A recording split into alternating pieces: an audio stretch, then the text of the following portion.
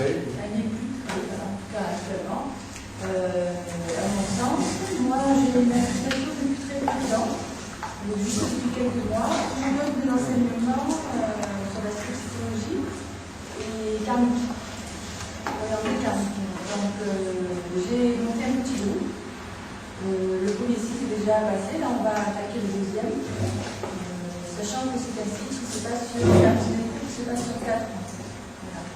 Donc, je suis astrologue et astropsychologue et également thérapeute. Donc, je suis moi-même l'astrologie et je suis l'astrologie petit à petit, ça fait maintenant 13 ans. Et c'est l'astrologie qui m'a amené à la thérapie. Voilà. Donc, dans le cadre professionnel en tant que thérapeute, j'utilise la carte du ciel pour connaître la structure psychologique de chaque personne diagnostiquée, notamment ses difficultés, ses blocages, afin de nous permettre justement d'aller en tant que thérapeute et essayant d'aller en thérapie brève, aller à l'essentiel de la problématique qui est pourquoi la personne est consultée. Voilà, et en parallèle, donc, j'enseigne la psychologie à des personnes qui sont à la fois en recherche personnelle et à la fois qui sont aussi thérapeutes, puisque j'enseigne également les thérapeutes. Oui, donc ce qui caractérise Madame Sorrentino, c'est qu'elle fréquente les milieux, alors souvent au niveau de la propagande, c'est intéressant, parce qu'elle cherche des clients dans les milieux thérapeutiques. Parce que comme elle les connaît, comme elle parle leur langage, elle fait de l'entrisme dans le milieu, du prosélytisme même dans le milieu thérapeutique. Elle infiltre l'astrologie dans le milieu thérapeutique, parce que justement elle a pris le temps de connaître ce milieu-là, les contacts, elle circule, elle évolue dans ces milieux-là, et donc elle fait un bon travail de pénétration. Alors évidemment, elle a des outils qui sont peut-être pas ceux que j'ai recommandés tout à l'heure, mais en tout cas, elle est bien placée pour faire passer le message dans des milieux qui sont pas forcément sympathisants avec l'astrologie. Voilà. En tout cas, il y a une certaine curiosité, certaines éveil de la part des thérapeutes par rapport à l'astrologie. Bon, alors on va passer à Jean-Paul Citron qui lui est sur Toulon, donc qui est le représentant, avec Monsieur Bréjean qui est local. Alors vous-même, vous n'êtes pas. Alors on peut dire que vous aussi, vous faites partie de gens qui sont pas uniquement dans le milieu astrologique et qui sont capables aussi de trouver des interfaces avec des milieux non astrologiques. Oui, je suis membre d'une association, le mouvement d'astrologie conditionnaliste. Au départ, ce n'est pas une association locale, c'est une association nationale. Il se trouve que, pour des raisons variées, les principaux membres actifs se sont retrouvés, pour des raisons qui leur étaient toutes personnelles, dans la région. Et essentiellement, Jean-Pierre Nicolas, dont le fondateur est actuellement à Tours, donc dans le Var. S'il y a une activité de formation au niveau de l'astrologie conditionnaliste, prioritairement à Jean-Pierre Nicolas que l'on s'adresse et il arrive de temps à autre, lorsque je le rencontre, qu'en effet, il organise un stage localement chez lui. Donc, c'est à ce niveau-là que cela se passe. Mais enfin, ce n'est pas une association qui cherche à développer localement l'astrologie. Disons que Jean-Pierre Nicolas défend des points de vue, a une façon de concevoir l'astrologie dont il cherche à diffuser le contenu sur le plan national et au-delà si c'est possible. Donc là, c'est moins une association de formation, d'enseignement, d'éducation. Nous avons tous plus ou moins enseigné l'astrologie, moi de plus ou moins dans le milieu étudiant, Jean-Pierre Nicolas, les gens qui un peu dans toute la France adhéraient à son association. Mais c'est vrai que le recrutement de cette association est national. Il y a des gens à Strasbourg, il y a des gens dans le Nord, il y a des gens en Normandie, il y en a un peu partout. Voilà, c'est un peu le profil. Mais en fait, je laisse parler surtout les personnes. Enfin, je fais comme une petite incidente. Prenez un peu de distance, si vous prenez Madame Roussel. Comme je disais, votre démarche, quand même, essaye de présenter une astrologie qui soit, selon certaines appréciations que vous pouvez avoir, qui soit plus acceptable par les milieux scientifiques. Ah ben oui, enfin, c'est le principe même de Jean-Pierre Nicolas. Et puis, Quelle est la stratégie justement de passage vers le milieu scientifique qu'il a c'est assez simple. Dans ma première intervention aujourd'hui, c'est assez simple, c'est-à-dire, ou bien il y a réellement une influence concrète, ou bien tout cela n'est qu'illusion et délire. Si une influence concrète, elle passe bien par quelque part. Donc, cherchons par où elle passe. Donc, en gros, nous proposons, parce qu'on a des indices intéressants dedans à penser que ça passe par là, par des facteurs physiques. Alors, c'est quoi ces facteurs physiques? Répartition des masses gravitationnelles dans le système solaire, rayonnement optique thermique dégagé par chaque planète à sa surface, uniquement dans l'infrarouge, parce que le vivant est surtout sensible. Bon, nous sommes sensibles visuellement à la gamme de lumière visible, il se trouve que nos cellules, elles, fonctionnent surtout avec l'infrarouge. Et puis, d'autre part, moi, Jean-Pierre Nicolas, lui, c'est plutôt le côté, si vous voulez, céleste astronomique. Moi, je m'intéresse surtout au côté biologique. C'est-à-dire, comment nous répondons. Qu'est-ce que ça veut dire d'être martien, saturnien, jupitérien, sur le plan biologique? Bon, qu'est-ce qui se connecte? Enfin, comment ça marche? Donc, moi, je définis ça. C'est-à-dire, jupitérien, quels sont les hormones qui dominent chez lui, comment est arrangé son système nerveux pour réagir en jupitérien, enfin, tout ce qui, dans le corps, permet de caractériser, de dessiner des portraits des formes. De même, également, ce dont je vous ai parlé il y a 5 minutes, c'est-à-dire, bon, comment ça se fait qu'au moment de la naissance, eh bien, nous avions tendance à trouver qu'un thème astrologique a une certaine validité, c'est-à-dire qu'il nous marque. Bon, je m'interroge là-dessus. Et on finit par trouver des trucs à la longue, c'est-à-dire, tiens, oui, il y a des choses qui fonctionnent. Vous voyez, je plonge là-dedans. Évidemment, il faut aller se baigner complètement dans la discipline. Jean-Pierre Nicolas est constamment dans l'astronomie et la mathématique. Moi, je suis constamment dans la biologie. Mais n'empêche que, quand on cherche longuement, on finit par trouver des trucs. Donc, c'est associé à l'astrologie médicale? Vous avez bien dit, on finit par trouver. Oui, alors, ça, effectivement, il y a des corrélations médicales évidentes, oui, des corrélations médicales importantes. D'ailleurs, je t'ai amené à reconsidérer récemment, parce qu'il y a des trucs, je pensais dans les manuels d'astrologie médicale, et des trucs, bon, de dire ça ne marchera jamais. Et puis il y a des trucs qui fonctionner en le suivant des mouvements. Ben, c'est assez simple en fait, c'est des dysfonctionnements dans l'expression des gènes à un certain moment. Parce qu'on est bien obligé de voir que ce dysfonctionnement n'a pas lieu n'importe quand en fonction de la position des exemples. Oui. On peut par exemple donner développement des cancers du sein.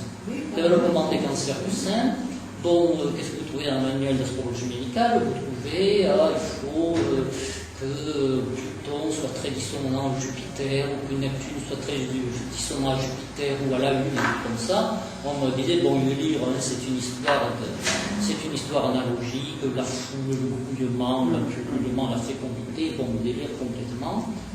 Et j'ai vu ces choses se produire plusieurs fois. On se dit, bon, il faut mettre un peu d'ordre là-dedans, ça va passer par quelque chose de rationnel. Et en fait, c'est un dysfonctionnement dans les cycles de réplication de certaines cellules. C'est-à-dire que toutes nos cellules se renouvellent, à un certain moment, elles se programment pour se renouveler trop vite. Trop vite, c'est là, alors vous direz, oui, mais d'où vient ce changement, ce déclic, cet excès? Bien, ce changement, ce déclic, cet excès, vient d'une élévation d'énergie que le corps ne peut pas supporter et qui est liée justement à ce que nous appelons complètement un aspect. Il y a une tension qui se crée, le corps enregistre ça parce que nous sommes sensibles, nous, tous en permanence, à ce qui se passe en ce moment dans le ciel, sinon il n'y aurait pas d'astrologie mondiale. Vous avez vu l'histoire des Russes, quand est-ce que ça a pété? Chacun d'entre vous l'a vu. Vous avez vu ce qui se passait dans le ciel quand ça a pété? C'était en pleine opposition Mars-Uranus. Mars céleste et Uranus céleste. Vous avez vu, ça a pété à ce moment-là. Bon, en ce moment, elle se défait. Bon. Donc, voilà. Alors, ce sont des choses comme ça. Alors, j'essaie de voir, puis Mais je ne peux pas vous priver de dire une chose parce que vous n'avez plus de titre à dire de quelque chose localement, parce que vous animez des associations locales. On va changer la cassette avant de laisser la parole à... Oui, alors, Allez-y. donc je suis là aujourd'hui pour rencontrer d'abord des astrologues pour assister à un colloque pour la première fois. J'ai réussi à amener des collègues qui n'avaient jamais non plus assisté à ce genre de manifestation. On vous remercie de nous avoir reçus donc pour aller. Mais en tout cas, je suis venue avec des intentions. La première, c'est de créer un groupe d'astrologues qui pourraient se rencontrer sur le sud-est de la France. Voilà. Ce que je souhaiterais, c'est convier les astrologues de France et de Navarre, pour dire le tout, à venir dans notre région. Je suis prête à les recevoir, à les loger, pour en faire des débats intéressants justement pour défendre l'astrologie. Et si je peux mettre une critique sur l'astrologie, c'est que soit il y a des gens qui travaillent de plus en plus de leur côté et ils ne se dévoilent pas, soit il y a de moins en moins de bons astrologues. On ne sait plus où ils sont, il y en a de moins en moins, ils ne se montrent plus, et j'ai l'impression que chacun travaille chez soi à faire des entretiens privés, et il y a plus grand monde qui travaille sur le collectif, sur l'astrologie collective, sur tout ce que l'on peut, comme a fait donc Jacques aujourd'hui, nous a expliqué d'autres perspectives, d'autres choses qu'on pourrait travailler dessus. Mais c'est ça l'avenir de l'astrologie, c'est trouver toujours d'autres méthodes. Pourquoi travailler avec les anciens? J'ai rien contre l'astrologie des anciens, mais je suis d'accord avec Darwin, il faut évoluer. Vous ouvrez vos nouvelles évoluer. Voilà. Évoluer, et même en astrologie. Et je déplore seulement, il n'y a plus ce genre de rencontre entre astrologues, ou très peu. Ou alors, quand ils se rencontrent, ils ne sont bons qu'à se taper dessus, à se contredire. Mais on n'est pas là pour se contredire, on est là pour échanger, pour parler entre nous.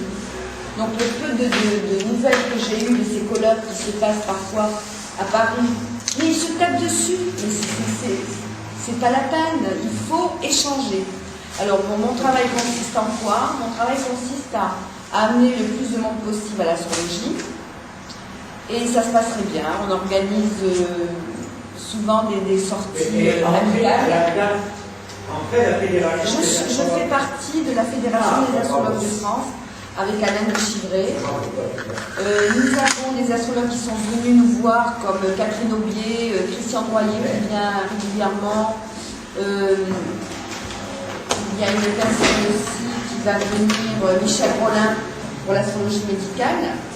Donc on essaye de se cotiser, parce que c'est pas évident, hein, on essaye de se cotiser, et de faire venir justement des gens qui peuvent nous apporter quelque chose. Parce que le but, pour nous, c'est d'apprendre, toujours d'apprendre, et de transmettre, surtout de transmettre. Et si vous allez sur notre site, vous verrez, vous allez dans Google, on a de la chance parce qu'on fait partie de Nice, de la mairie de Nice, et quand vous allez sur Google et que vous mettez le rendez-vous astrologique, on y est tout de suite. À croire qu'on paye Google pour nous faire paraître en premier. Non, c'est pas le cas. Et nous participons à des fêtes, des télétons, fêtes de Noël. Et puis il y a énormément de gens qui viennent dans notre association. On brasse énormément de gens. Ça fait même pas 6 ans que nous existons, ça fait 5 ans et demi. J'ai un fichier de plus de 1000 personnes qui sont passées chez nous. Et il y en a qui restent, il y en a qui s'en vont, il y en a qui reviennent. On ne les oblige pas, on fait nos cours agrémentés de sorties, de repas de temps en temps, mais c'est toujours, on revient toujours au travail. On essaye de travailler. Vous voyez, aujourd'hui, nous sommes venus jusqu'à Toulon, et bien nous sommes ravis. Jusqu'au Pradé, même. Jusqu'au Pradé. Donc voilà, quand on sait qu'il se passe quelque chose, eh bien on vient tout de suite. Donc la preuve est que nous aimons travailler, nous aimons la recherche. Et donc le but réel de cette association, c'est surtout aussi de former des personnes qui seront capables de retransmettre ce qu'elles savent. Voilà. Dans notre association, tout le monde a droit à monter sur les planches, c'est-à-dire, quand elles ont appris un sujet, elles ont travaillé un sujet, je leur dis, ok, tu as compris ce sujet, ben maintenant tu viens là et tu l'expliques pendant une demi-heure. Et à partir de là, elles intègrent beaucoup mieux l'astrologie et elles arrivent à le redonner. Parce que si vous voyez la liste des cours, c'est quand même pas triste. Il y a des listes, tous les mois, il y a autant de cours, donc il faut les faire. Et c'est la raison pour laquelle, on est sur Nice, Cannes et Antibes, c'est la raison pour laquelle je me fais aider. Et par des cours sympas, les gens viennent et on apprend avec tous les auteurs. On n'a pas un auteur particulier. Je ne leur donne pas de titre de livre particulier. Je choisis ce qu'ils veulent. Voilà. C'est tout ce que j'avais à dire. Alors, Monsieur Bréjean, venez ici. Venez ici. Pour qu'on puisse vous entendre aussi sur votre activité. Puisque ça a lieu justement. Donc voilà, donc en quatrième, là c'est notre liste, nous avons Hubert Bréjean, le doyen de notre réunion, qui lui a une longue pratique d'animateur en astrologie sur la région. Moi j'ai appris l'astrologie en 1974 dans l'école supérieure d'astrologie de Paris avec Jacques Berton et Monique Alunine. J'ai fait une carrière dans l'armée et l'astrologie m'a beaucoup servi à comprendre les jeunes gens qui débarquaient quelquefois de la prédélinquance et des choses comme ça. Et je les aidais, grâce à leur thème, je pénétrais à l'intérieur d'eux-mêmes. Je voyais de quoi ils étaient faits et je trouvais tout de suite où le bas blessait. Et en général, on arrivait à les adresser. Parce qu'on avait une bêtise dans cette domaine, on est obligé de persévérer. Bon. Et après ça, le contact des gens m'a beaucoup appris. Et je suis à la retraite, j'étais depuis 1987, c'est le cas de dire. Et mon Dieu, j'enseigne ici, au centre d'éducation, depuis 20 ans, voilà.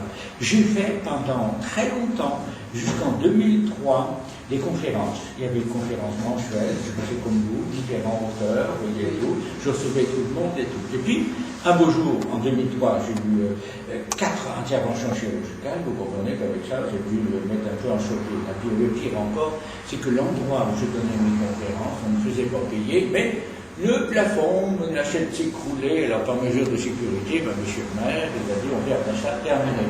Et puis il m'a dit, quand vous voudrez faire ça, vous faites ça ici à l'espace des arts. Seulement l'espace des arts, il y a un inconvénient, vous comprenez, c'est qu'on me fait payer la salle. Et si je n'ai pas suffisamment de monde, eh bien, je suis de ma poche. Alors moi, j'ai bien fait de l'astrologie, mais à ce compte-là, il ne faut quand même pas non plus pousser les impliqués. Alors j'ai donc mis une sourdine, je ne dis pas que je ne reprendrai pas, mais il faudrait que je trouve une nouvelle formule, vous voyez, en quelque sorte. Finalement, je me demande si leur salle qu'ils ont fait là est bien rentable, parce qu'il y a beaucoup de gens qui font grand-chose. Du fait qu'il faut payer, vous savez, quand vous êtes assujetti à des gens, ça vient ou ça vient pas, tantôt vous avez beaucoup de monde, tantôt vous n'avez personne, vous voyez, vous êtes de votre poche, ben merci beaucoup. Et quand même pas là non plus, je suis pas 50 ans.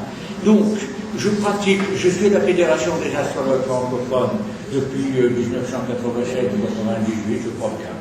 J'ai rejoint là. Et puis, ceux qui vont aller sur mon site trouveront le genre de prose que je fais. Vous voyez, j'aime bien.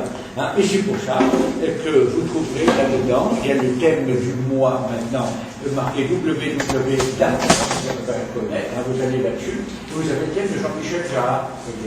Jean-Michel Jarre, qui a fréquenté pendant un moment Isabelle Adjani, puis leur truc a pété. J'ai été d'ailleurs médiatisé à souhait, ça de côté-là, tout le monde l'a su. Il s'est marié avec Alvario maintenant. Alors j'ai fait une comparaison de thèmes justement avec, comment dirais-je, Adjani, et j'ai regardé entre leurs thèmes respectifs quels étaient les points qu'ils avaient foutus dans les bras d'un autre, parce qu'ils ont été, ils m'ont pas demandé mon autorisation, et quels sont les points de divergence aussi, vous voyez, qui ont amené ça à la rupture.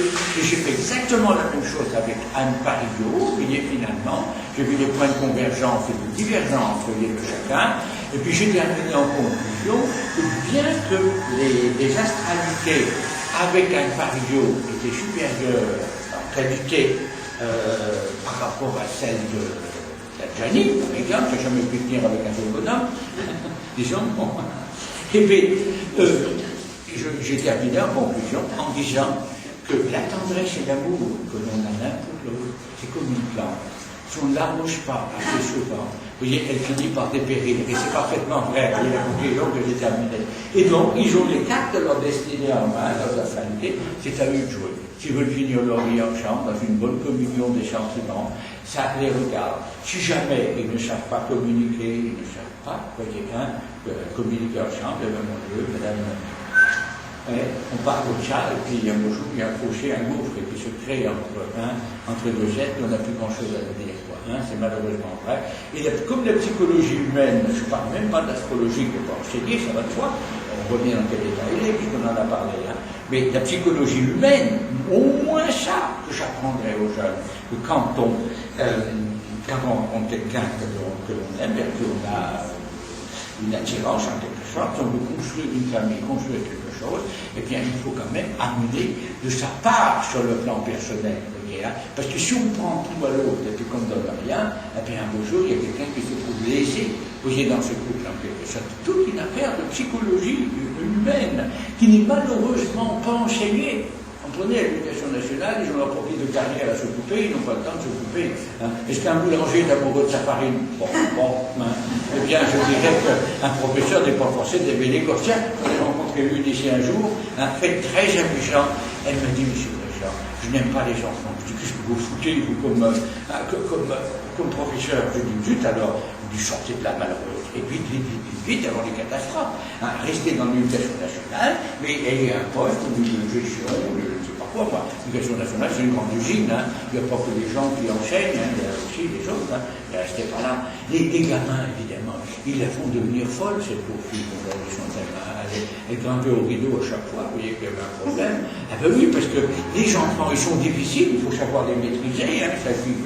Et son thème, évidemment, disait bien aussi qu'elle avait une personne extrêmement sensible qui était blessée ou longeait un caillou contre le mur, même si elle était là-bas, c'était presque au contraire qu'on l'avait lancé, quoi. Donc à partir de là, il fallait des presque à la responsabilité, je mettais un poste à rentrer des fiches dans les ordinateurs et tout, puis personne n'embête, enfin.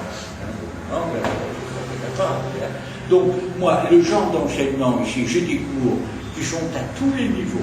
J'ai des cours des débutants, par exemple, parce que après, le zodiaque, précisément, les maisons et tout, enfin, je veux dire, le fondement de l'astrologie, et puis ensuite les planètes, et puis ensuite les aspects qui vont avec, et puis les constellations et les complexes, parce que je travaille à la méthode de Jacques Breton, c'est-à-dire les complexes d'astrologie psychologique, donc à partir de là. Donc, voilà, et généralement, une formation, il y a des gens qui sont restés avec moi 10 ans, mais bon, je leur ai dit d'aller voir les violenteurs, il faut qu'ils changent un petit peu, c'est exact ce que je dis là, mais généralement, c'est basé aussi sur 3-4 ans. De manière parce que il y a des gens dans un cours, j'ai remarqué, ils enregistrent rapidement. Tout le monde n'a pas la même capacité d'enregistrement.